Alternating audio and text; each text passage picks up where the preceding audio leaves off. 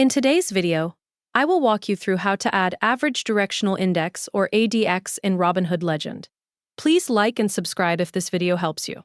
To begin, open Robinhood Legend from the official Robinhood platform and go into your chart workspace where your trading layout is already set up.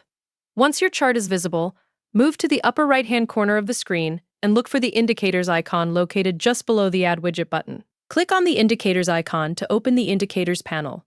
Inside the Indicators panel, click Add Indicator to open the full list of available indicators. After the list appears, you can scroll through the options manually or use the search box at the top of the panel. Click on the search field and type ADX to locate the indicator more quickly. Once you see ADX in the list, click on it to add it to your chart.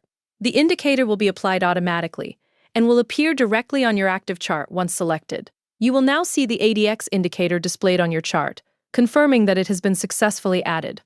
The ADX line will appear in your indicator section, showing that it is active and ready for use.